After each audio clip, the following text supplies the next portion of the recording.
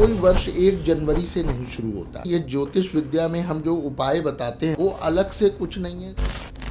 95% cases में पितृदोष नहीं होता। 36 के 36 गुण भी मिलाए जा रहे हैं, बावजूद इसके शादियां टूट रही हैं। कि गुण मिलान अगर 18 से ज्यादा हैं तो शादी की अप्रूवल दे देते हैं। ये बिल्कुल अधकचरा और अल्प ज्ञान है। Yes. मेरे पास कई लोग आए जो हमसे तलाक के उपाय पूछ रहे थे।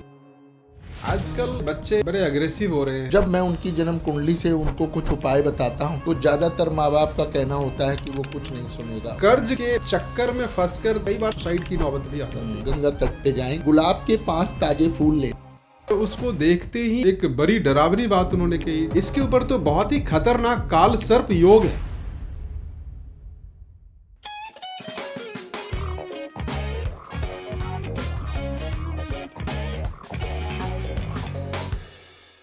आचार्य चाणक्य कहते हैं, जो अपने भविष्य को समझ लेता है वही वर्तमान पर विजय प्राप्त करता है। तो क्या आप अपने जीवन को केवल एक संयोग मानेंगे या ग्रहों, कर्म और समय के विज्ञान को समझकर सही निर्णय लेंगे? ग्रहों की चाल, दशाओं का प्रभाव और भाग्य के छिपे संकेत, इन सभी रहस्यों का सरल, तार्किक और प्रभावशाली भाषा में समझने के लिए आपका स्वागत है पॉडकास्ट कॉफी विद चाणक्य में। हमारे साथ हैं जाने माने ज्योतिषाचार्य आचार्य गौरव सहाय जी। पिछले 33 सालों से जिन्होंने वैदिक ज्योतिष, कुंडली विश्लेषण और जीवन मार्गदर्शन के माध्यम से हजारों लोगों को सही दिशा और स्पष्टता दी है। आचार्य गौरव सहाय के साथ यहाँ भविष्य कोई अनुमान नहीं बल्कि ज्ञान, अनुभव और शास्त्रों पर आधारित सत्य है। मैं हूं आपका होस्ट सरोज कुमार और इस पॉडकास्ट में भविष्य कोई अनुमान नहीं बल्कि ज्ञान, अनुभव और शास्त्रों पर आधारित सत्य है। आइए शुरू करते हैं आज का विशेष पॉडकास्ट। आचार्य गौरव सहाय जी, आपका बहुत बहुत स्वागत हमारे इस पॉडकास्ट के इस खास एपिसोड में। धन्यवाद। आचार्य जी, सबसे पहले इस चर्चा की शुरुआत एक जो सवाल जो सबके मन में रहता है, ज्योतिष एक साइंस है, फिर भी लोगों के मन में इसको लेकर भ्रम बना रहता है, क्या वजह है? देखिए सरोज भाई, इसके पीछे 2-3 कारण हैं। पहली बात यह है कि बहुत से लोग इस बात को से परिचित ही नहीं है, उन्हें पता ही नहीं है कि ज्योतिष विद्या क्या है। उन्होंने कभी इस विद्या के बारे में जाना नहीं, समझा नहीं, पढ़ा नहीं, तो दे आर टोटली इग्नोरेंट, मतलब वो पूरी तरह से अज्ञानता में है। उन्हें इस विषय के बारे में कुछ भी जानकारी है ही नहीं। तो जाहिर है कि ऐसे लोग तो समझ ही नहीं पाएंगे कि ज्योतिष शास्त्र का महत्व क्या है, इसकी उपयोगिता क्या है। जबकि ये एक अटल सत्य है कि ज्योतिष शास्त्र एक सबसे बड़ी विद्या, सबसे बड़ा शास्त्र है।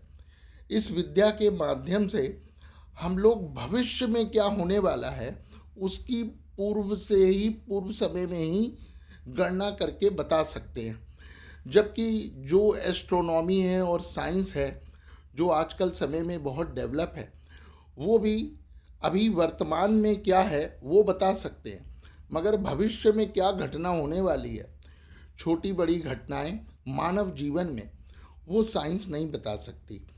इवन मेडिकल साइंस में डॉक्टर भी हम लोगों की करंट शरीर में क्या हालत है, क्या बीमारी है, क्या कष्ट हैं, उसको देखकर वो हमारा इलाज करते हैं, हमें राय देते हैं।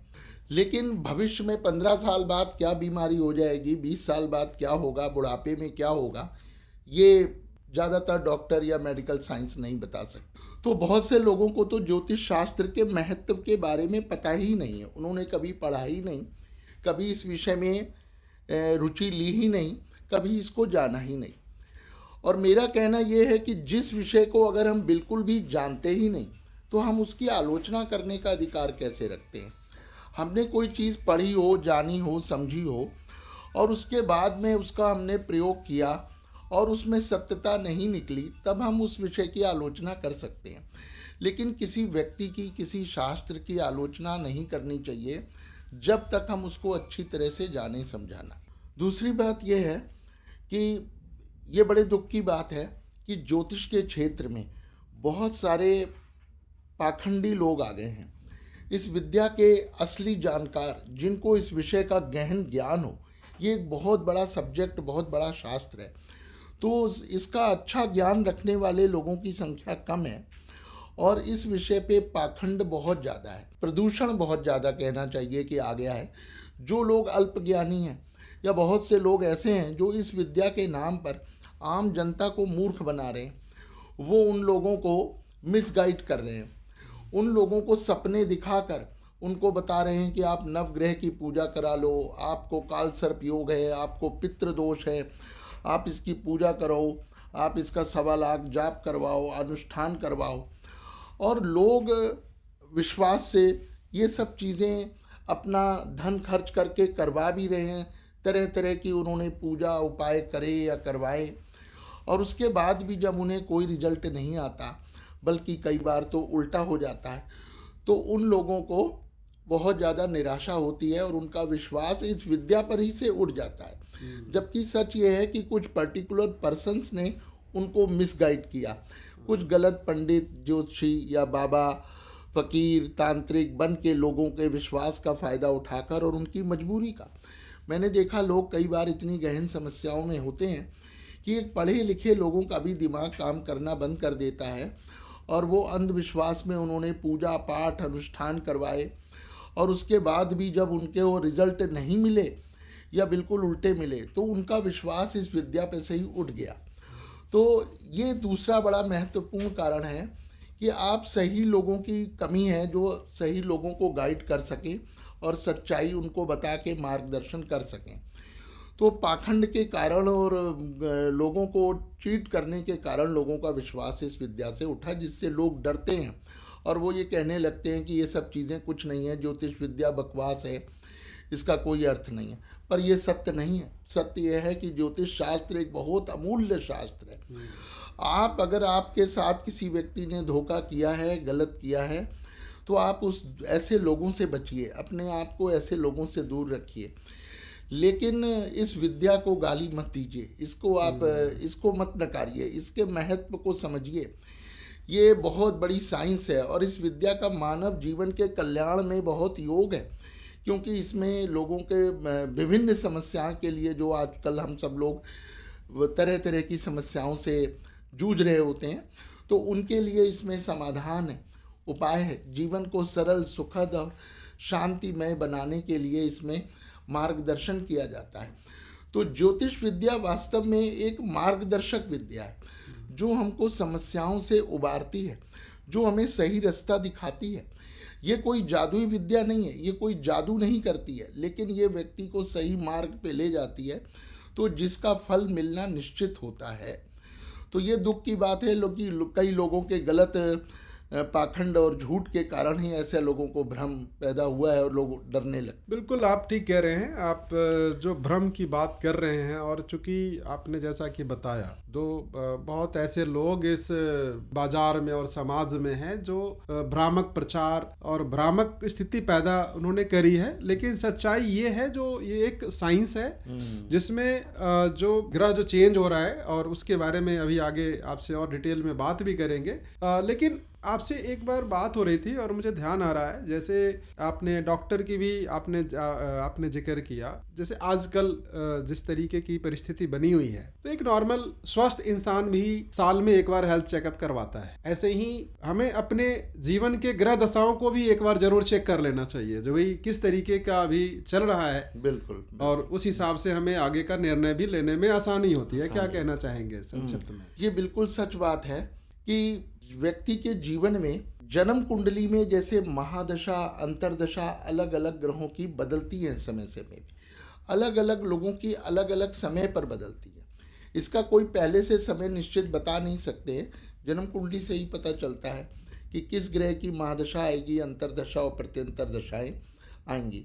जैसा सबको पता है कि 9 ग्रहों के महादशाएँ, अंतरदशाएँ और प्रत्यंतर दशाएँ होती हैं। तो इनका जीवन में बहुत योग है। वास्तव में आप प्रैक्टिकल देखिए कि एक मनुष्य का जीवन जैसे जैसे बदलता जाता है, समय के साथ उसके जीवन में बहुत बदलाव आता चला जाता है, एक बाल्यकाल से वृद्धावस्था तक, तो वो इन्हीं ग्रहों की महादशाओं, अंतरदशाओं और प्रत्यंतर दशाओं के कारण हो। दूसरी बात यह है कि हर व्यक्ति के जन्मदिन से उसके नया वर्ष शुरू होता है। कोई वर्ष 1 जनवरी से नहीं शुरू होता। और नया वर्ष जो जन्मदिन से शुरू होता है, इसको ज्योतिष शास्त्र में ताजिक वर्ष कुंडली कहा जाता है। टेक्निकल बात यह है कि बच्चे के जन्म के समय सूर्य ग्रह, जो ग्रहों के राजा होते हैं, वो जिस स्थिति में होते हैं, मतलब जिस राशि में जितने अंश कला विकला पे होते हैं, ठीक लगभग 365 दिन के बाद, माने वर्ष 1 वर्ष पूरा होने पे सूर्य देव पुनः उसी स्थिति में आ जाते हैं जहां वो जन्म के समय थे, उसी राशि में उसी अंशों पे आ जाते हैं। तो वो 365 दिन, 1 दिन आगे या 1 दिन पीछे, बस इतना ही फर्क होता है, यानी कुछ घंटों का, या 1 दिन पहले 1 दिन आगे। तो उस वहाँ से व्यक्ति का नया जन्म कहते हैं कि शुरू हो गया, नया वर्ष शुरू हो गया।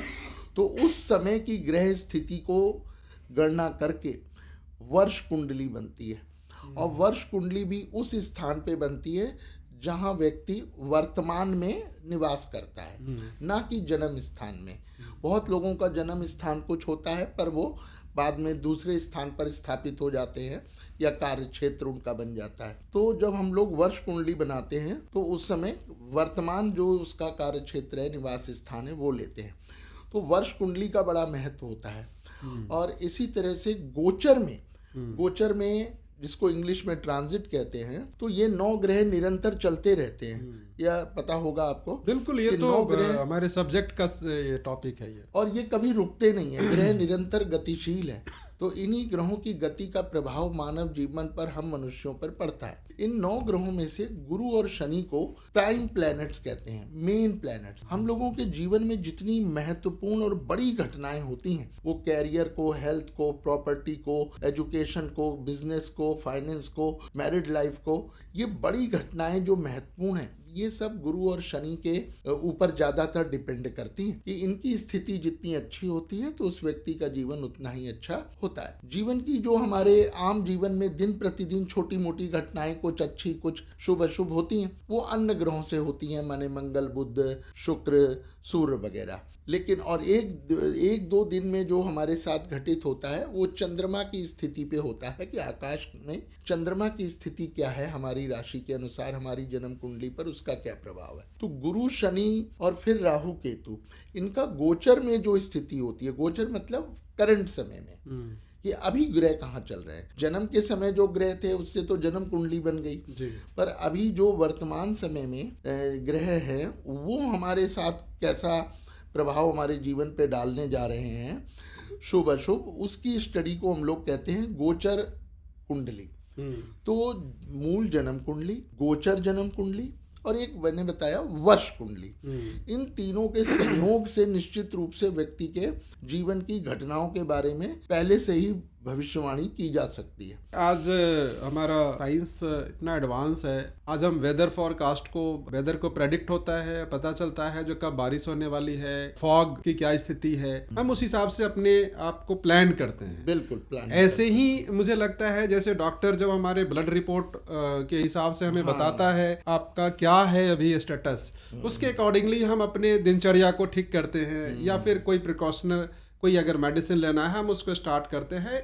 ऐसे ही जैसा कि आपने बताया, जो ये ग्रह गोचर के हिसाब से, प्लैनेट ट्रांजिशन के हिसाब से ये वर्ष कुंडली और ये सारी चीजें बनती है। आपने एक और नई बात आपने बताई, जीवन में नया वर्ष किसी भी इंसान अलग अलग होता है। बिल्कुल, उसके जन्म तिथि के हिसाब से, उसका जिस दिन उसका जन्म तिथि है वहीं से उसका नया जीवन स्टार्ट हो रहा है। बिल्कुल, नया साल स्टार्ट हो रहा है, नया साल स्टार्ट। ऐसे में नए साल जब कैलेंडर वर्ष, वैसे तो अभी तक मैं जो सुनता आ रहा हूं और लोग भी जो सुन रहे हैं, सबके मन में जो उत्सुकता रहती है वो कैलेंडर वर्ष को लेकर रहती है। नया साल आ रहा है, अब इस नए साल में क्या क्या होगा, क्या क्या करना है, नए साल को लेकर क्या आप कहना चाहेंगे? मैं सरोज भाई यही कहूंगा कि सबसे पहले तो ये जानिए कि 2026 जैसे आने वाला है, तो ये सबको मालूम होना चाहिए कि ये केवल एक इंग्लिश कैलेंडर ईयर है। भारतीय ज्योतिष, हिंदू ज्योतिष, वैदिक ज्योतिष में इसका कोई स्थान, कोई महत्व नहीं है। दूसरी बात, सनातन धर्म में जो हमारा नया वर्ष है वो चैत्र मास के से प्रारंभ होता है, जब प्रथम नवरात्रों का प्रारंभ होता है। फॉर एग्जाम्पल, अब 2026 में 19 मार्च से नया वर्ष प्रारंभ होगा जो सन 2083 होगा, 2083। ये विक्रम संवत है जिसका प्रारंभ होगा हमारे हिंदू ज्योतिष के हिसाब से। और तीसरी बात जो प्रैक्टिकल और महत्वपूर्ण है कि मनुष्य जीवन पर अलग अलग राशियों पर क्या प्रभाव पड़ने वाला है, उसका वास्तव में 1 जनवरी से मतलब नहीं होता। जैसा मैंने पहले बताया कि हमारे जीवन में सबसे ज्यादा हमारे जीवन पर प्रभाव बृहस्पति, शनि और राहु केतु का पड़ता है। अब इस समय बृहस्पति जो मिथुन राशि में चल रहा है, ये अगले साल जून में कर्क राशि में जाएगा, माने जून 2026 में। जनवरी फरवरी में कुछ नहीं है। शनि ग्रह जो अभी मीन राशि में चल रहे हैं, ये जून 2027 में, माने 1.5 साल बाद, तब ये मेष राशि में प्रवेश करेंगे मीन से। तो अलग अलग राशियों पर इनका जो प्रभाव पड़ना है वो उस समय पड़ना प्रारंभ होगा। माने बृहस्पति का अगले जून से शुरू होगा और शनि का जून 2027 से शुरू होगा। इसी तरह इस समय वर्तमान समय में राहु कुंभ राशि में और केतु सिंह राशि में चल रहे हैं। ये दिसंबर 2026 यानी अगले साल जाके राशि परिवर्तन करेंगे, क्योंकि ये दोनों ग्रह राहु केतु एक राशि में 1.5 वर्ष तक भ्रमण करते हैं। शनि सबको पता है 2.5 वर्ष तक एक राशि में रहता है। ये ग्रह हर साल नहीं बदलते हैं, हर साल या हर महीने। बृहस्पति ग्रह 13 महीनों में यानी 1 साल 1 महीने में बदलता है, तो वो अगले साल अब जून में बदलेगा। तो वास्तव में लोगों को ये समझना चाहिए कि 1 जनवरी से कुछ होने वाला है, ऐसा कुछ नहीं होता है कि राशियों पे कोई विशेष प्रभाव पड़ने वाला है। हर साल 14 जनवरी, जिसको लोग मकर संक्रांति के रूप में जानते हैं और मनाते हैं, तो मकर संक्रांति हर साल 14 जनवरी को आती है, वो फिक्स है। सूर्य ग्रह वास्तव में धनु राशि से मकर राशि में प्रवेश करते हैं, तो उसी को हम लोग मकर संक्रांति कहते हैं। संक्रांति तो हर मास आती है, जिस दिन सूर्य राशि परिवर्तन करता है उसी को संक्रांति कहते हैं। सूर्य 1 महीने बाद एक राशि में आगे बढ़ता है, कभी पीछे नहीं चलता। तो 14 जनवरी को हर साल ये मकर राशि में आ जाता है, फिर 12 फरवरी को ये कुंभ राशि में जाता है, फिर 13 मार्च को मीन में जाता है। इस तरह से एक महीने बाद 12 राशियों में प्रवेश करता है। तो सूर्य ग्रह का प्रभाव पड़ता है थोड़ा बहुत, लेकिन हमारे जीवन की जितनी महत्वपूर्ण घटनाएं हैं उन सब के बारे में जानना है अगर, तो जन्म कुंडली से महादशा, अंतरदशा, प्रत्यंतरदशा और फिर गुरु शनि का गोचर में प्रवेश, और लास्ट में जो तुमने पूछा कि वर्ष कुंडली जो जन्मदिन से शुरू होती है, तो उस समय ग्रह की स्थिति से जो वर्ष कुंडली बनी उसके प्रभाव से हम लोग बता सकते। तो वास्तव में ये इतने सारे टीवी चैनलों में जो नए वर्ष के बारे में बहुत सारी भविष्यवाणियाँ करते रहते हैं, ये क्लियर नहीं करते हैं कि एक नई साल यानी 1 जनवरी से कुछ नहीं। ये सब जब जब ग्रह बदलेंगे वो हम लोगों को देखना पड़ता है कि ग्रह किस तारीख को बदल रहे हैं, तो उनका समय कब से कब तक उनका प्रभाव रहेगा हमारे जीवन में, तो उससे पता चलता है। तो ये थोड़ा गहन स्टडी की रिक्वायरमेंट होती है।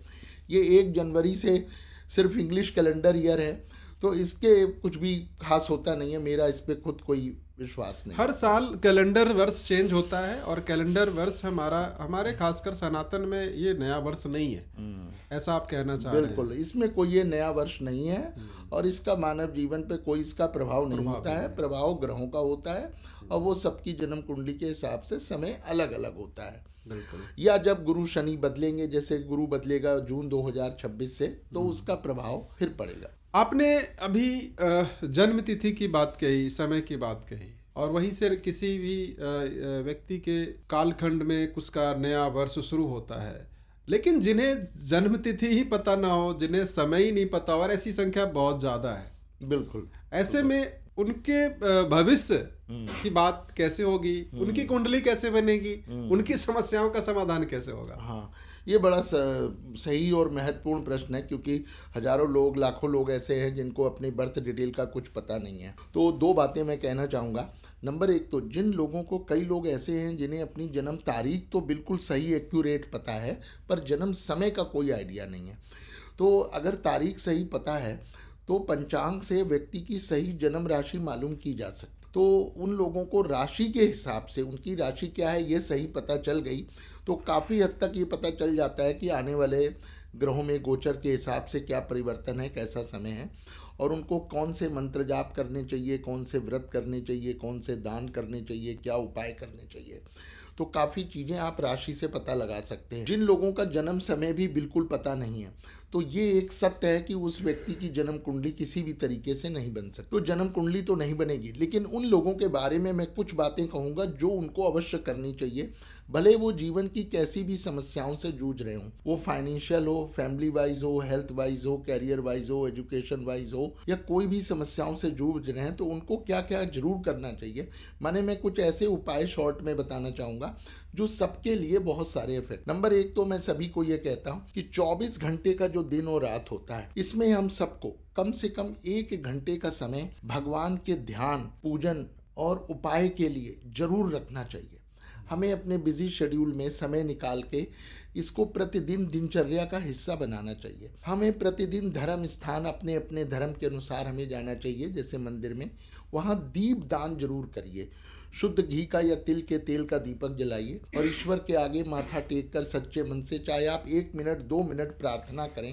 प्रार्थना में बहुत शक्ति, पर ये रूटीन में, डेली रूटीन का हिस्सा होनी चाहिए, ऐसा नहीं कभी कभी चलेगा। थोड़ी देर आप अपने वर्क प्लेस में हो या घर में हो, और 24 घंटे में कोई भी टाइम हो, आप मेडिटेशन जरूर करिए। मेडिटेशन सबसे सिंपल विद्या है, और ये आप चाहे 2 मिनट ही करें। आप कितने भी बिजी हों, ये नहीं कहना चाहिए कि समय नहीं है, कि आपने 2 मिनट 5 मिनट जितना कर सकें, आप शांति में बैठकर ध्यान लगाइए। आप किसी भी पोस्चर में बैठे हैं, वहाँ आपको धूप बत्ती, अगरबत्ती या कोई पूजन सामग्री नहीं चाहिए। आप सिर्फ ध्यान में डूब जाइए। आप अपने इष्ट देव का ध्यान करिए।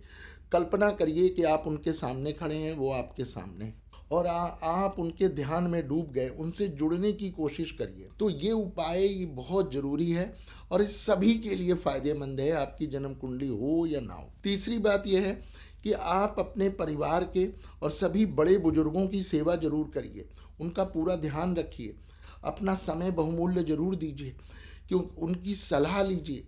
जब आप उलझनों में फंस जाते हैं तो हम लोग अपने घर में जो बड़े बुजुर्ग हैं उनको बताते ही नहीं है कुछ भी।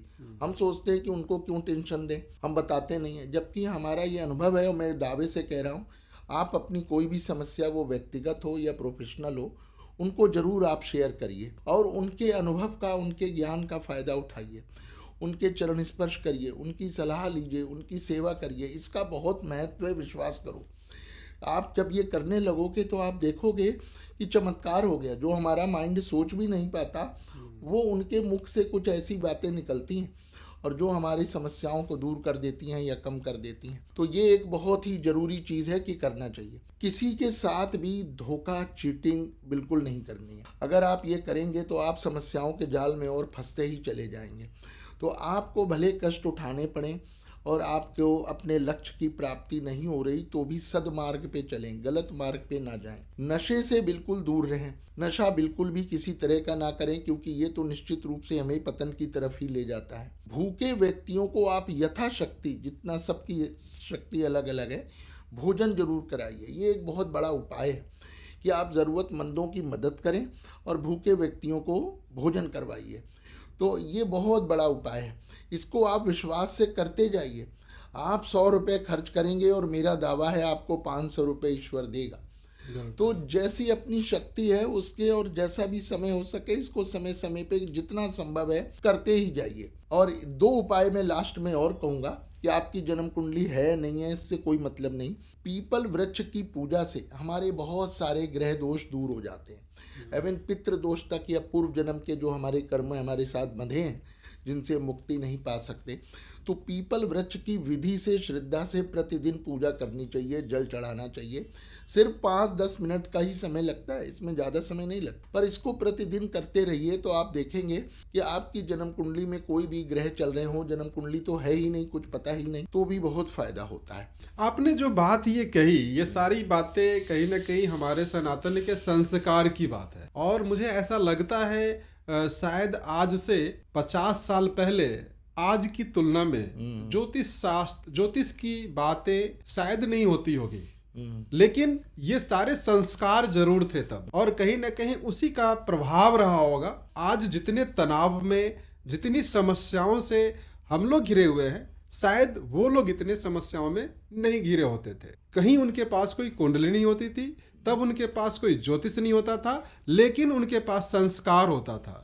उनकी दिनचर्या होती थी, उनकी मेडिटेशन होते थे। बिल्कुल, ये हमारे वेदों में, पुराणों में से ही हमें संस्कार सिखाए गए हैं। अगर हम अपने संस्कारों का पालन करें, वास्तव में ये ज्योतिष विद्या में हम जो उपाय बताते हैं लोगों को, वो अलग से कुछ नहीं है, सिर्फ हमारे सनातन धर्म में, वेदों में, पुराणों में जो हमें शिक्षा दी गई है वही चीज़ें हैं। वो उन्हीं को बस हम रिमाइंड करा रहे हैं उपाय के रूप में कि आप ये करिए, क्योंकि अगर आप सही मार्ग पे चल रहे हैं और सही कर्म कर रहे हैं तो निश्चित रूप से समस्याएं अपने आप ही दूर रहेंगी, हम रहेंगे। मैं आजकल देखता हूँ, इवन आपके पास ऐसी बहुत सारी बातें आती होंगी, जब कोई इंसान किसी भी समस्या से घिरा हो, किसी भी परेशानी में हो, किसी भी दुख में हो, और जब वो किसी ऐसे पंडित के पास जाता है, जब वो ऐसे समाधान की ओर जब ढूंढने का प्रयास करता है, तो जैसे आपने भी बताया, जो ज्योतिष लोगों की जो बाढ़ आई हुई है, उनमें एक बहुत ही कॉमन प्रॉब्लम से उनको बता दिया जाता है पितृदोष। और फिर उसके नाम पे ये पूजा कर लो, ये अनुष्ठान कर लो, और फिर एक वही धन हानि की बात होती है। तो आप पितृदोष आखिर है क्या? सबसे पहले मैं ये कहना चाहूँगा, ये बहुत महत्वपूर्ण बात है। पितृदोष का वहम लेके मेरे पास भी हजारों लोग आते हैं, और वो कोई भी समस्या से हैं तो बताते हैं कि फला पंडित जी ने या फला जोशी जी ने, फला बाबा जी ने हमारी कुंडली में पितृदोष बताया है। और जब मैं उनकी कुंडली को ध्यान से चेक करता हूँ तो मुझे ये बड़ा दुख होता है कि गलत उनको गाइड किया गया, उनकी कुंडली में कोई पितृदोष नहीं है। वास्तव में ये आजकल बहुत ज़्यादा ट्रेंड है कि जो लोग ज्योतिष में ज़्यादा ज्ञान नहीं रखते, अल्प ज्ञानी हैं या कुछ भी नहीं आता, तो जब कोई व्यक्ति कुंडली दिखाता है तो वो उसको कारण तो बता नहीं पाते कि ये समस्या क्यों है, उसकी नौकरी क्यों नहीं लग रही, विवाह क्यों नहीं हो रहा, या उसको पढ़ाई में सक्सेस क्यों नहीं मिल रही, तो वो उसको पितृदोष से जोड़ देते हैं कि पितृदोष है जी। और कभी भी पितृदोष का ये नहीं बताते कि पितृदोष कैसे बना। मैंने देखा कि कैसे बना ना वो लिखते हैं ना वो बताते हैं कि बना कैसे। बस कुंडली पे नज़र मारी, थोड़ी देर देखा और कह दिया पितृदोष है जी, इसकी पूजा कराओ। जबकि 95% केसेस में पितृदोष नहीं होता, पितृदोष बहुत कम होता है। पितृदोष के कुछ विशेष ग्रह योग होते हैं तो उनसे कुछ कुंडलियों में बनता है। लेकिन उससे भी पहले और महत्वपूर्ण बात क्या है कि लोगों को ये वहम है कि हमारे पितृ हमसे नाराज हैं, पितृ हमें परेशान कर रहे हैं, पितृ हमें दुखी कर रहे हैं, वो अपनी परेशानियों का कारण पितरों को मान रहे हैं। ये कितनी गलत और उल्टी बात है।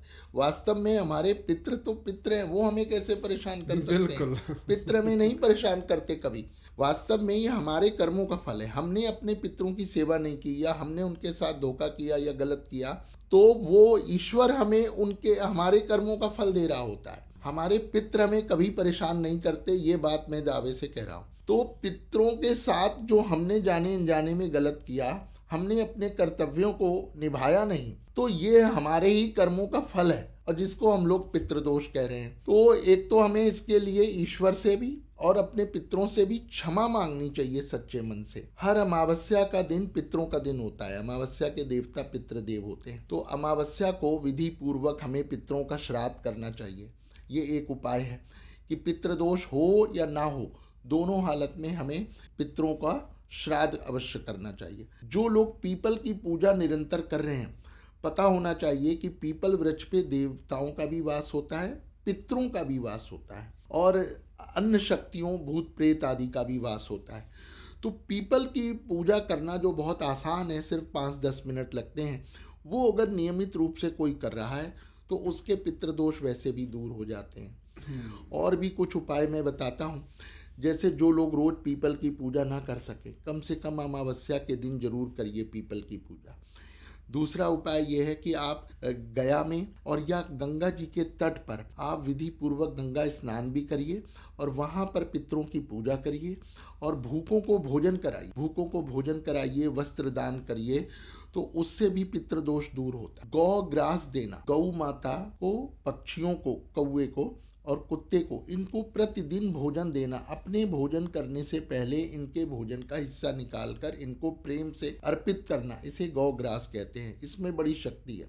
ये हमारे संस्कारों में भी, हमारे पुराणों में भी बताया गया। तो इसको नियमित रूप से करते हैं हम। पितरों के नाम से उनका हिस्सा निकाल के अगर हम गौ माता को, कुत्ते को और कौवे को खिलाते रहते हैं तो इससे भी पितृदोष दूर होते हैं हमारे। इसी तरह 100 गाय या 100 से ज़्यादा गायों को एक ही दिन में भोजन करवाना, माने गौशाला में या ऐसे स्थान पर उनको भोजन देना, इससे भी पितृदोष दूर होते हैं। पर जो मैंने पहले बोला कि पितरों से सच्चे मन से क्षमा मांगने से, पितरों का श्राद्ध करने से और सही मार्ग पे चलने से, मतलब अब हम कर्म गलत करते जाएं और इधर हम पूजा करते जाएं तो उसका फल कैसे मिल सकता है? कि हम गलत कामों में खुद लिप्त हैं, अनैतिक काम या गैर कानूनी काम कर रहे हैं और उधर हम पितरों का श्राद्ध कर रहे हैं, तो ऐसा नहीं। अगर हम सही मार्ग पे चलेंगे और पितरों का ध्यान पूजन मन से और विधि से करेंगे, अच्छे ब्राह्मण से करवाइए, तो निश्चित रूप से पितृदोष दूर हो जाते हैं।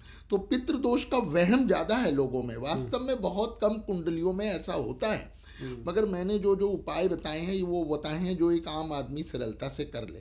पर विश्वास की ज़रूरत है कि विश्वास से आप करिए इन चीज़ों को, तो निश्चित रूप से सभी को लाभ होगा। आपने बताया लगभग आपके पास जो केसेस आए उनमें से 95% में ऐसी कोई समस्या थी नहीं। लेकिन जिसको बताया गया जो आप पितृदोष में है। अगला आज हमारे समाज में देखने को मिलता है, लगभग आज 99% हम इस बात को कह सकते हैं, जो शादियां हो रही है उससे पहले कुंडली मिलवाया जा, कुंडली मिलान हो रहा है, वहाँ 36 के 36 गुण भी मिलाए जा रहे हैं। बावजूद इसके शादी के कुछ महीनों बाद से ही गृह कलेश शुरू हो जाता है और बहुत सारे ऐसे केसेस देखने को मिलते हैं जिसमें उनका शादियां टूट रही हैं। तो इसके पीछे का क्या कारण है? हाँ, ये भी बहुत महत्वपूर्ण क्वेश्चन है और जैसा तुमने बताया कि बहुत ज़्यादा ये केसेस बढ़ गए हैं आजकल के समय में, और बड़ा दुख होता है क्योंकि शादी टूटने का मतलब दो व्यक्ति नहीं, दो परिवारों का टूटना होता है। वो दो परिवारों का जीवन, उनके माता पिता का भी और उनसे जुड़े उनका प्रेम करने वाले सारे लोगों का ये बिछो और मनमुटाव हो जाता है। तो इसका टेक्निकल कारण जो मैं देखता हूँ सालों में, एक तो ये है कि शादी से पहले लोग जन्मपत्री मिलवाते हैं तो पंडित जी केवल गुण मिलान कर देते हैं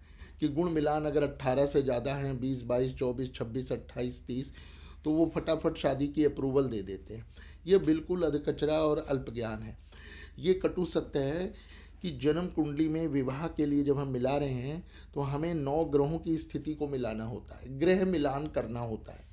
ये ग्रह मिलान बहुत ही कम लोग जानते हैं। साधारण ज्योतिषी या आम पंडित जानते ही नहीं है ग्रह मिलान कैसा, वो केवल गुण मिला देते हैं। तो एक तो ये बहुत बड़ा कारण है कि गुण मिलान के बेस पे निर्णय नहीं लेना चाहिए। जब पूरी जन्म पत्रिका का विधि से मिलान होगा तब उसकी श्योरिटी और पॉसिबिलिटी रहेगी कि हाँ मैरिज स्टे करेगी कि नहीं, लॉन्ग टाइम तक चलेगी कि नहीं। और दूसरा बात यह है, जो एक प्रैक्टिकल बात मैं सभी को कहना चाहता हूँ कि शादी के बारे में हम लोगों को जब रिश्ता मिलता है तो बहुत जल्दी क्विक में हम लोगों को निर्णय नहीं लेना चाहिए।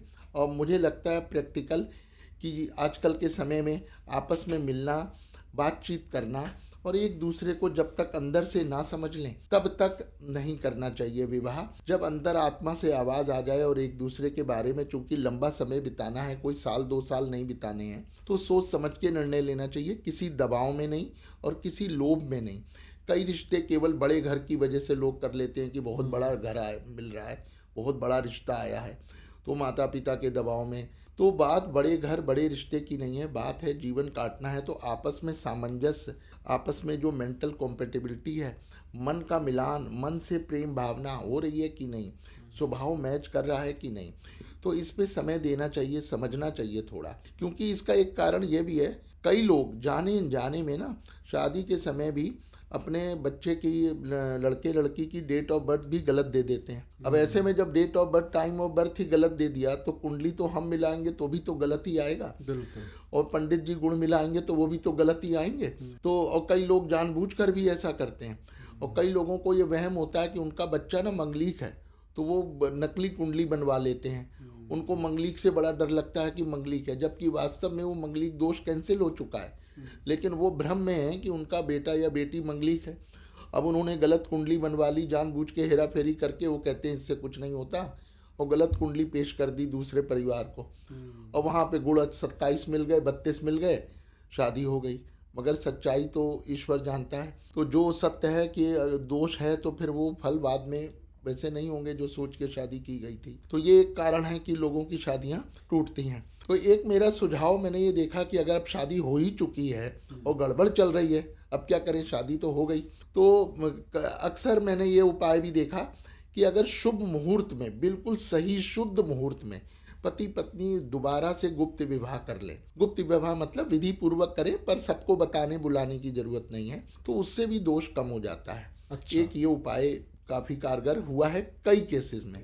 और एक उपाय ये भी मैंने देखा कि अगर पति पत्नी में केवल विचारों का टकराव है, अननेसेसरी आर्गुमेंट है, कलह है, तो कई बार लड़की का नाम बदलने से भी, जैसे राशि से नाम मिलान हो जाना चाहिए दोनों का, लड़की का नाम बदलने की परंपरा है हमारे शास्त्रों के अनुसार। केले के वृक्ष की पूजा श्रद्धा से, मन से, विश्वास से करनी चाहिए, उससे पूरा गृहस्थ जीवन में फायदा होता है, पति के साथ भी, संतान सुख में भी और घर की बरकत में भी तो बढ़ती है। तो केले के वृक्ष, पीपल का वृक्ष, ये देव वृक्षों में आते हैं, इनको देव वृक्ष कहा गया है हमारे पुराणों में, तो इसकी पूजा से भी फायदा होता है। गौ माता को भोजन देने से, गौ ग्रास जो मैंने पहले भी बताया, वो प्रत्येक व्यक्ति को निकालना चाहिए। तो अपने भोजन में से गौ माता को, कुत्ते को और कौवे के लिए भोजन, इससे भी आपस में समस्याएं कम होती हैं और जहाँ तक है तो काफ़ी चीज़ें हल हो जाती हैं। आजकल लोगों में ना टॉलरेंस पावर बहुत कम है और सब क्विक रिजल्ट्स चाहते हैं, धैर्य का अभाव है। तो अगर मैरिज को बचाना है, चलाना है, तो थोड़ा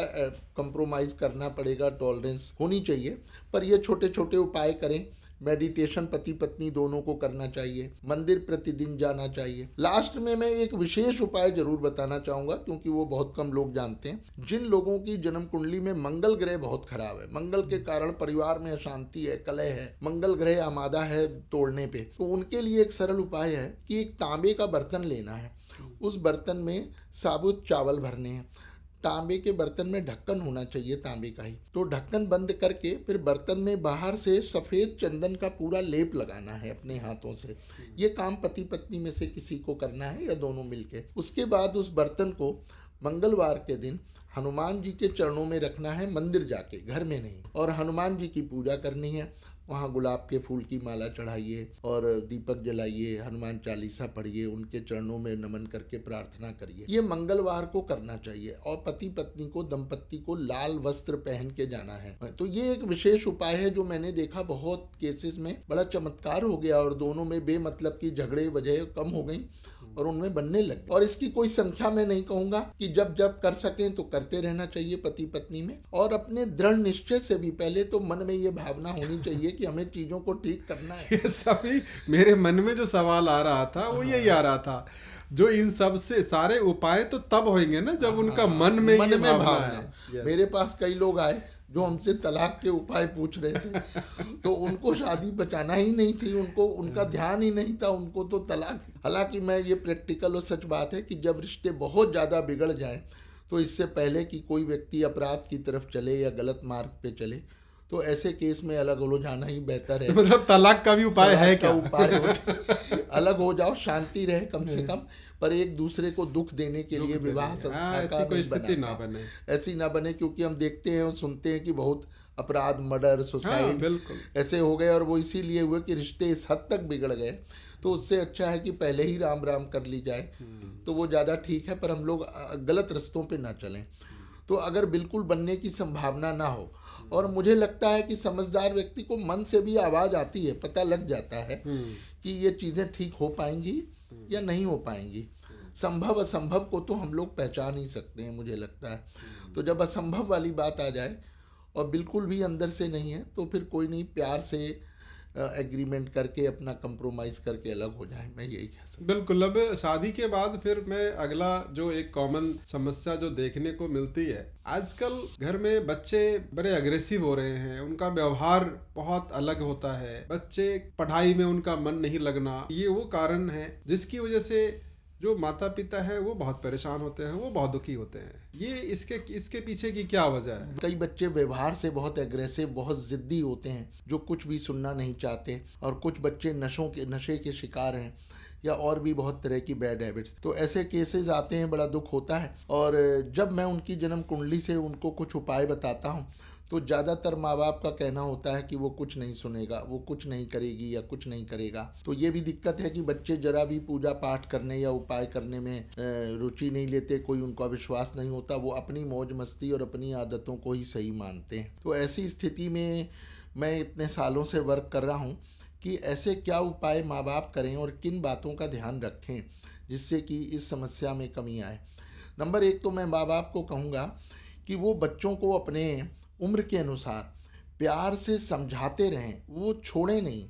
वो सोचते हैं कि मेरे समझाने से कुछ नहीं हो रहा तो अब क्या फ़ायदा समझाने का, पर मैं कहता हूँ कि आप लगे रहिए, असर होगा ज़रूर। जहाँ आवश्यकता हो तो अनुपात के अनुसार बच्चे को डांटिए भी, समझाइए भी उसको। एक तरफा रोक ना रहे कि केवल लाड़ प्यार में ही पाल रहे हैं और ऐसा भी ना रहे कि हमेशा डांट मार रहे हैं। तो बच्चे को प्यार से समझाना भी और डांटना भी आवश्यकता पे ज़रूरी है, लेकिन ये चीज़ हमेशा अकेले में करनी चाहिए। कभी दूसरों के सामने डांटना उसको बहुत ही लगेगा कि जलील कर रहे हैं। तो बच्चे को हमेशा माता पिता अकेले में ही बिल्कुल समझाएं और डांटें। ये प्रैक्टिकल एक बहुत ज़रूरी चीज़ है। अब एक उपाय बताता हूँ जो करना चाहिए। पहले तो बच्चों को अपने साथ मंदिर ले जाने की कोशिश करनी चाहिए कि बेटा 5 मिनट के लिए चलो। वो अकेले नहीं जा रहे हैं तो उनको कोशिश करो कि आप समय निकाल के साथ में ले जाएं। पूरी कोशिश करिए। मंदिर में आपने सिर्फ एक दीप जलाना है, माथा टेक कर 1 मिनट प्रार्थना करनी है। आप कितने भी व्यस्त हों, बस 2-5 मिनट इतना ही कर लीजिए कि दीपक जलाया और माथा टेका। प्रसाद चढ़ा सकते हैं तो चढ़ाइए, प्रार्थना करिए। इसको नियमित रूप से बच्चों में आदत डालिए। जो बच्चे अगर ये आदत पड़ गए तो निश्चित रूप से वो काफ़ी हद तक संभल जाएंगे और गलत रास्ते पे नहीं जाएंगे। तीसरी बात है, जो एक विशेष उपाय है जो माता पिता को करना है कि भैरव जी के मंदिर में वहाँ पर केतु की वस्तुएं देनी है आपको दान में। केतु की वस्तुओं में एक काला सफ़ेद कंबल, 1.25 किलो काले सफ़ेद तिल मिक्स करके उसमें कुछ सिक्के डालने हैं, 12 केले, 12 नींबू, 1 नारियल, 1 क्वार्टर शराब। भैरव जी को शराब प्रसाद में चढ़ाई जाती है। भैरव जी से अपने बच्चे का नाम लेकर प्रार्थना करें। जो सामान मैंने बताया इसी में ना बच्चे की छोटी सी फोटो, पासपोर्ट साइज भी रख सकते हैं उसका नाम लिखकर, और भैरव जी से प्रार्थना करें। तो ये उपाय समय समय पर, महीने 2 महीने 4 महीने जब जब पॉसिबल है तो करते रहना चाहिए। तो इससे बड़ा चमत्कार देखा गया है कि बच्चों के व्यवहार में, आदतों में परिवर्तन आता है। एक सरल उपाय यह है कि एक स्टील के बर्तन में या लोटे में थोड़ा कच्चा दूध और साफ पानी मिला के बच्चे के सर के पीछे रखना है रात्रि में सोते समय। इस तरह से रखना है कि सर के ठीक पीछे आ जाए, और मॉर्निंग में 7 बार उसके सिर से एंटी क्लॉकवाइज उतारा करना है, मैंने ऐसे घुमाना है 7 बार। फिर घर से बाहर सड़क पे या मंदिर में या पार्क में जो पेड़ हैं उस पे चढ़ाना है। ये 43 डेज करना है। संडे नाइट में रखना है तो मंडे मॉर्निंग में पहली बार डालेंगे। इसमें 43 दिन लगातार करना ज़रूरी है। इसमें बीच में ब्रेक नहीं आना चाहिए बिल्कुल भी, ये बहुत ज़रूरी है। तो ये बहुत आसान उपाय है, जो बच्चा ना भी करे तो उसके माता पिता कर सकते हैं। बच्चे को तो मोटिवेट करिए कि वो खुद ही कर ले, पर जो बच्चे बहुत ही जिद्दी और अड़ियल हैं, वो नहीं मान रहे, तो फिर आप उनकी जगह ये उपाय करें। माताएं जो हैं वो खुद केले के पेड़ की विधि से पूजा करते रहें, और उनसे क्योंकि वो देव वृक्ष है तो उनसे प्रार्थना करती रहें बच्चे के नाम लेकर। तो भी जब निरंतर और विश्वास से ये चीज़ें चलती हैं तो निश्चित रूप से बच्चों के व्यवहार में परिवर्तन आता है, उनको समझ आती है। ईश्वर से उनको सद्बुद्धि देने के लिए करना है। और माता पिता को खुद अपने व्यवहार को, अपनी आदतों को भी ज़रूर देखना चाहिए, क्योंकि बच्चे भी इन सब बातों को बहुत वॉच करते हैं। तो पहले अपने अंदर, हमारे अंदर जो कमियां हैं वो हम लोग मन में ज़रूर समझते हैं, ऐसा मेरा मानना है। कि हम किसी के सामने एक्सेप्ट करें या ना करें, पर अपने मन में हम सबको एहसास होता है। ईश्वर ने एक अंतरात्मा ऐसी बनाई है, तो हमें सच्चे मन से खुद प्रयास अपनी कमियों को, अपनी बुराइयों को दूर करने का करना है, जिससे बच्चों के लिए हम एक उदाहरण बन सकें, और नहीं तो मुश्किल तो आएगी ही। जो आपने एक जो सबसे खास बात जो लास्ट में आपने बताई, पेरेंट्स को सबसे पहले खुद के व्यवहार में बदलाव करना होगा। जी बिल्कुल। पहले अब खुद के व्यवहार के बाद ही कोई उपाय शायद कामयाब होगा। बिल्कुल बिल्कुल। आगे एक और जो कॉमन समस्या दिखती है, लोग आजकल चूंकि बैंक बहुत आसानी से लोन प्रोवाइड करता है, मार्केट में बहुत आसानी से कर्ज उपलब्ध है, ऐसे में बहुत सारे लोग, ये ऐसी संख्या, बड़ी संख्या है जिसमें लोग धीरे धीरे उस कर्ज को वो बैलेंस नहीं कर पाते, और उस कर्ज के उस चक्कर में फंसकर कई बार तो ऐसी नौबत देखने को मिली है, आपके पास भी केस आया होगा, सुसाइड की नौबत भी आ जाती है। तो इस चक्र से कैसे क्या कारण ये बिल्कुल प्रैक्टिकल और बहुत पुरानी प्रॉब्लम है कि अब दुख होता है जब सुनते हैं न्यूज़ में कि फलां व्यक्ति ने कर्जों से परेशान होकर सुसाइड कर लिया। कर्ज लेन देन में मर्डर और सुसाइड भी हो जाते हैं, और बहुत सारे लोग डिप्रेशन में जाते हैं और बहुत से लोग गलत मार्ग पे चलते हैं। वो गलत अपना कर्जा चुकाने के लिए सोचते हैं कि पैसा कमाने के लिए शॉर्टकट तरीका गलत रास्ते पे चल देते हैं, जिसका परिणाम उन्हें जेल में या फिर और खतरनाक होता है। तो एक तो मैं ये कहूँगा कि जो हमारे संस्कारों में और हमारे धर्म में बताया गया है, बुजुर्गों ने एक बहुत अच्छी बात कही कि अपनी चादर देखकर पैर पसारना चाहिए। पर लोग आजकल ना कंपैरिजन में कर्जे लेते हैं ज़्यादातर। मैं इस बात को देखता हूँ, बड़ा दुख होता है कि लोगों से, अपने रिश्तेदारों, अपने मित्रों या अपने पड़ोसियों, अपने उनको देखकर वो लोग भी उनके बराबर बनने की, दिखने की कोशिश करते हैं, इसमें वो कर्जे लेते हैं। तो मेरा पहला सुझाव तो ये है कि आप बुजुर्गों की बात याद रखें, जो चीज़ अति आवश्यक हो उतना ही आप खर्च करें, उसी सीमा में रहें, अनावश्यक कर्जे ले नहीं। अब सच देखा जाए तो 70-80% कर्जे अनावश्यक ही होते हैं, जो केवल आगे बढ़ने के लिए और कंपैरिजन में लोग ऊंचा दिखने के लिए ले रहे हैं। तो एक तो पहली सलाह ये है कि जब तक मजबूरी ना हो कर्जे ना लें। ज्योतिष शास्त्र में ऐसे कई योग हैं जन्म कुंडली में। अगर धन भाव का स्वामी धनेश त्रिक भाव में बैठ जाए 6, 8, 12 में, तो वो व्यक्ति कर्जों में फंसता है। अगर त्रिक स्थानों का स्वामी यानी छठे घर, 8वें घर, 12वें घर का स्वामी द्वितीय भाव धन भाव में बैठे तो व्यक्ति कर्जों में फंस जाता है। अगर चंद्र ग्रह के ऊपर शनि, मंगल या राहु में से किसी की भी दृष्टि हो तो जितनी ज़्यादा दृष्टि होगी वो उतना ही गहरे कर्जों के दलदल में फंसेगा, किसी ना किसी कारण से वो कर्जों में फंस जाएगा। ऐसे और भी बहुत योग हैं, पर मैंने कुछ मुख्य योगों का उल्लेख किया यहाँ पर। तो इसके लिए आपको एक बात बहुत ज़रूरी सभी के लिए है कि जीवन में कर्ज लेना ही पड़े तो उसके लिए शुभ समय जन्म कुंडली से मालूम हो जाता है। अगर आप पे शनि की 7.5 या शनि की ढैया चल रही है या राहु शनि का अंतरदशा प्रत्यंतर दशा चल रही है, तो वो जन्म कुंडली से ज्ञात होता है कि इस समय में कर्जा बिल्कुल नहीं लेना है, अभी इसमें कंट्रोल करना है, वो समय आगे के लिए प्लान करना है। हम बिजनेस के लिए, घर के लिए या कोई ज़रूरी काम के लिए ले रहे हैं तो उसको थोड़ा आगे बढ़ा दें, तो वो जन्म कुंडली से पता चल जाएगा। और जब कई बार, क्योंकि मैं खुद तो केवल मेडिकल इमरजेंसी को ही ज़रूरी समझता हूँ कि वो एक सबसे ज़रूरी चीज़ है, उसमें तिथि, नक्षत्र, मुहूर्त नहीं देखा जा सकता, ईश्वर ना करे हो, पर ये होता है कि परिवार में कोई मेडिकल इमरजेंसी आ जाए तो फिर हम लोगों को कर्जा लेना ही पड़ता है, क्योंकि जान है तो जहान है। और दूसरी बात यह है कि जब भी हम लोगों को लेन देन धन का करना पड़े, 13 नक्षत्र ऐसे हैं जो लेन देन के लिए बड़े शुभ होते हैं। मंगलवार के दिन कभी ऋण लेना नहीं चाहिए। अमावस्या के दिन, संक्रांति के दिन वृद्धि योग एक होता है 27 योगों में, इसमें कर्ज नहीं लेना चाहिए। द्विपुष्कर पुष्कर योग, त्रिपुष्कर योग, ये कुछ योग ऐसे होते हैं जो हर महीने में कुछ ना कुछ आते हैं। तो उन तिथियों में जाने अनजाने में लोन बिल्कुल ना लें, क्योंकि आप चाहेंगे तो भी नहीं चुका पाएंगे, वो चुकेगा नहीं, सामर्थ्य के बाहर हो जाएगा, आप कर्जों के दबाव में जिएंगे। तो जब लेना ही पड़े तो प्रॉपर अच्छे तरीके से शुभ मुहूर्त नक्षत्र देखकर उस दिन ही लोन लेना चाहिए, वो भी अपनी सामर्थ्य के अनुसार, जो हमारा मन, हमारा दिमाग जानता है। और अपने परिवारजनों से सलाह करना बहुत ज़रूरी है। मैं देखता हूँ बहुत से लोग वो अपनी पत्नी या अपने माता पिता को कोई जिक्र नहीं करते, अपना चुपचाप ले लेते हैं, और वो ओवर कॉन्फिडेंट होते हैं कि अरे हम देख लेंगे, और बाद में वक्त बताता है कि वो सामर्थ्य नहीं हो पाई, वो उलट हो गई गणित सारी। तो ज़रूरी है कि आप अपने परिवार को विश्वास में लेके राय मशवरा करके आप ज़रूर करें। एक मेरा मानना ये भी है कि बहुत से लोग ना दूसरों की सहायता नहीं लेना चाहते हैं, उनको अपना स्वाभिमान होता है, उन्हें कहने में संकोच होता है, या वो स्वाभिमानी होते हैं कि मैं जो करूँगा मैं अकेले खुद ही करूँ।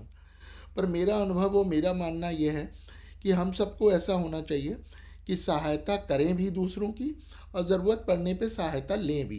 तो अपने परिवारजनों से, अपने मित्रों से, अपने खास लोगों से सहायता लेने में कोई वो नहीं है, और सहायता करने को भी हमेशा तैयार रहें।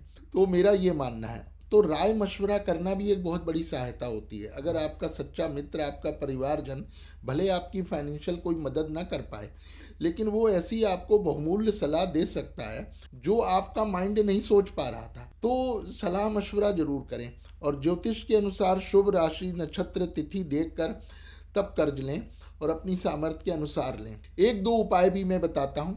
ऋण मोचन स्त्रोत होता है, उसका पाठ करना चाहिए।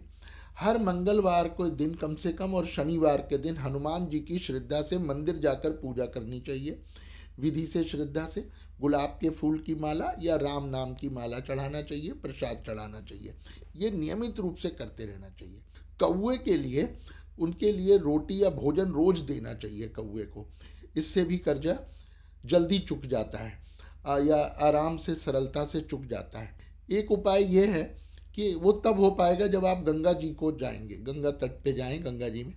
तो गुलाब के 5 ताजे फूल लेने हैं।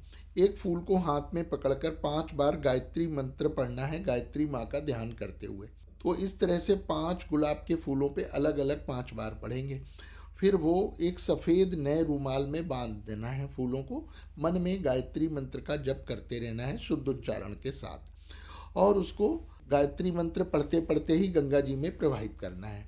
ये उपाय मंगलवार को होना चाहिए। तो समय समय पर जब जब संभव है मंगलवार के दिन गंगा जी में ये उपाय करते रहें, तो इससे भी मंगलवार को करने से ऋण कम हो जाता है। मंगलवार को आपको अपनी ऋण चुकाना चाहिए। जो भी इंस्टॉलमेंट किस्त हो तो वो यथासंभव आप मंगलवार के दिन चुकाएं।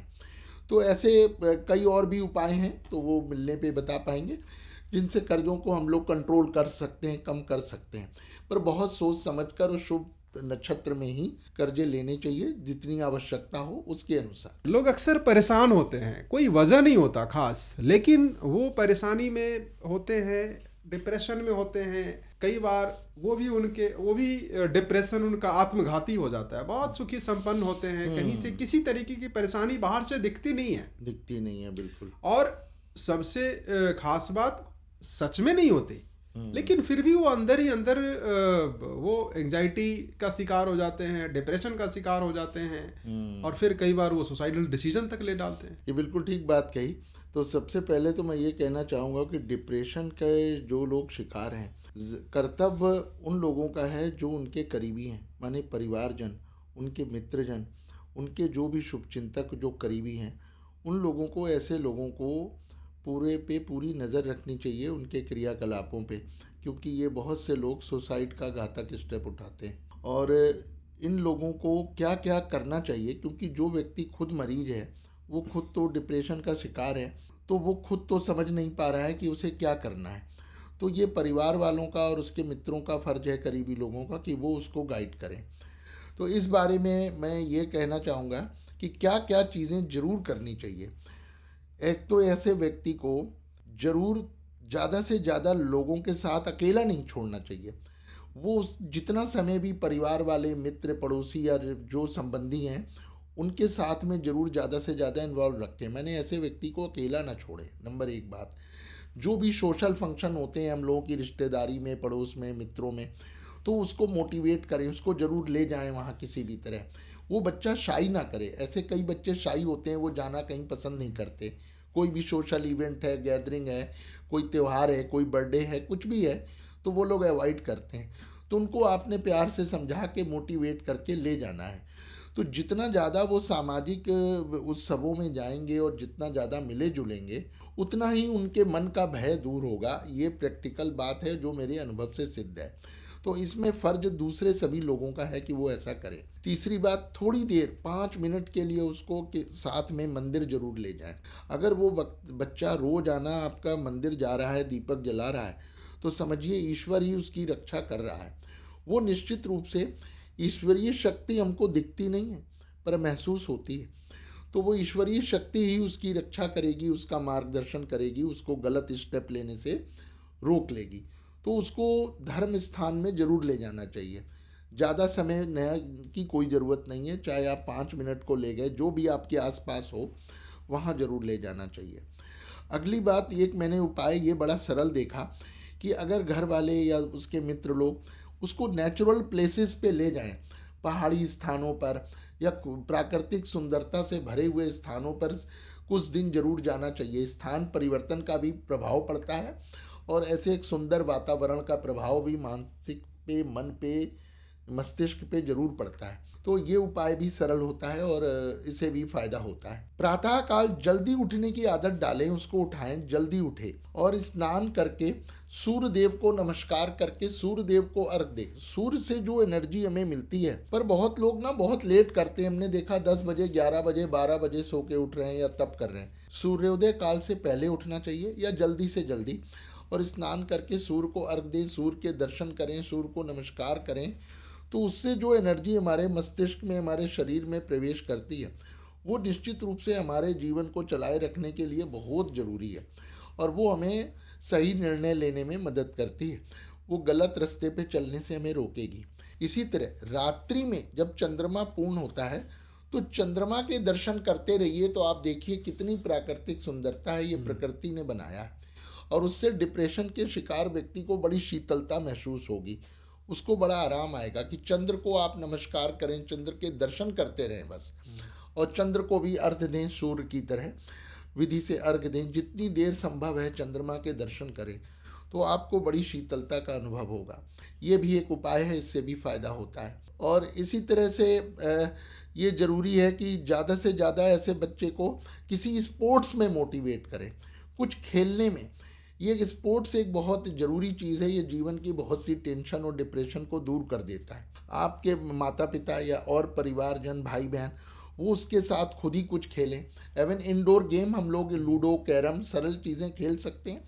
और आउटडोर गेम, तो जितना ज़्यादा स्पोर्ट्स में अगर वो एक्टिव रहेगा बच्चा जो डिप्रेशन का शिकार है, उम्र कोई भी हो, स्पोर्ट्स के लिए उम्र के हिसाब से कोई ज़्यादा फर्क नहीं है। बस अपनी उम्र के अनुसार खेल हम लोग दूसरा कर सकते हैं।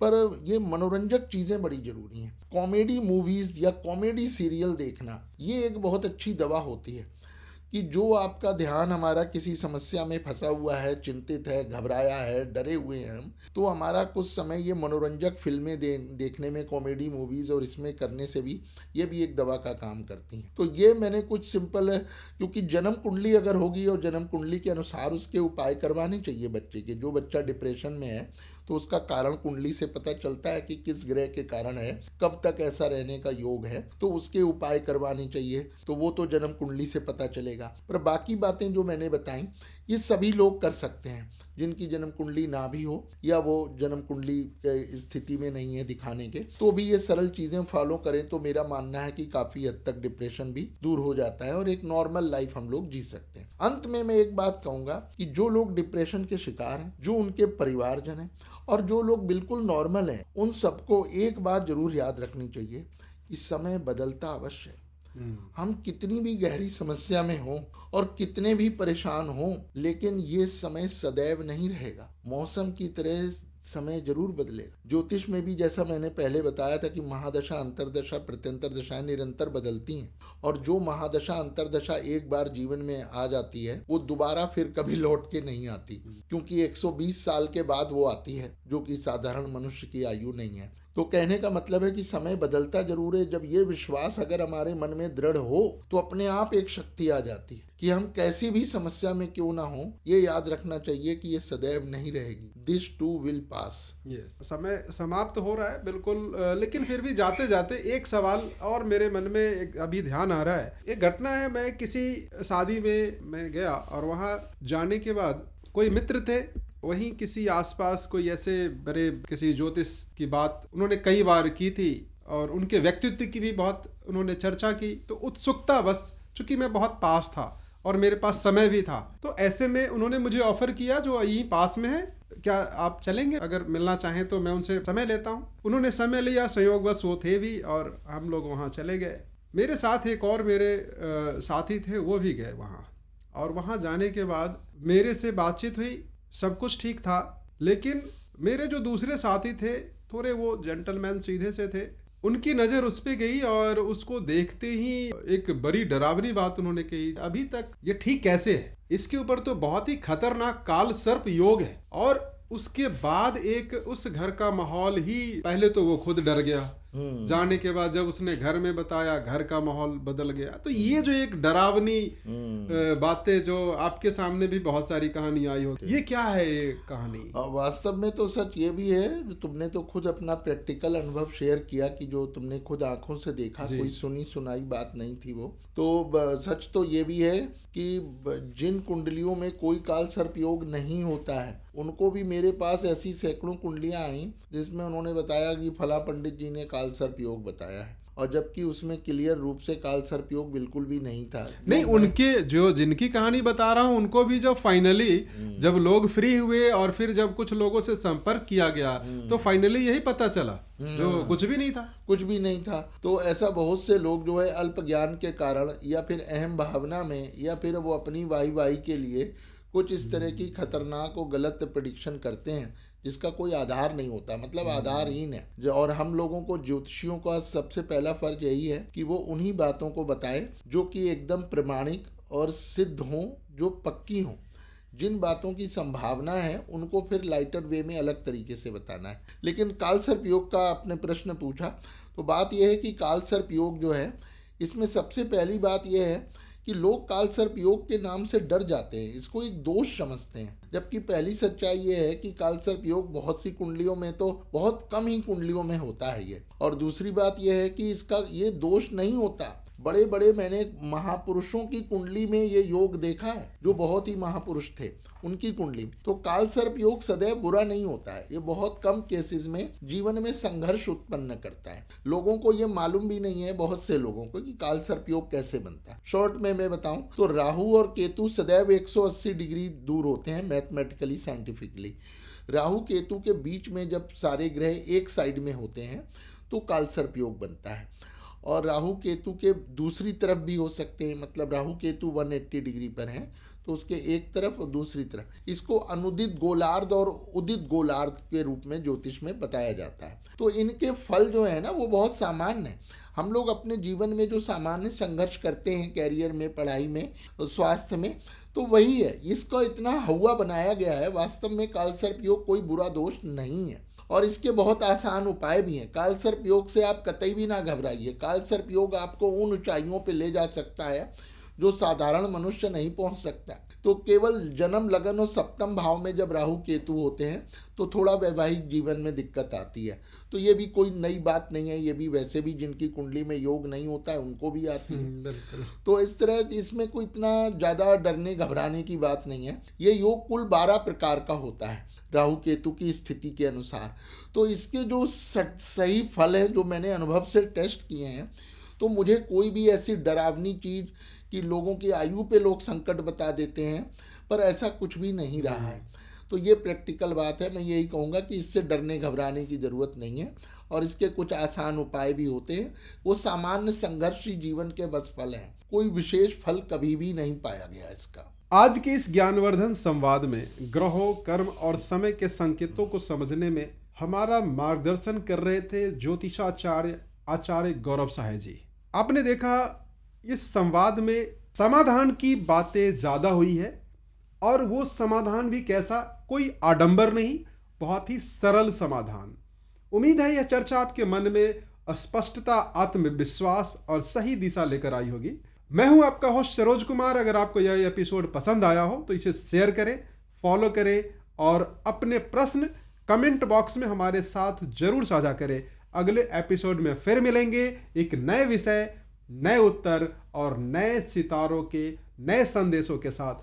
तब तक याद रखिए, भविष्य संयोग से नहीं समझ से बनता है। नमस्कार, बहुत बहुत धन्यवाद।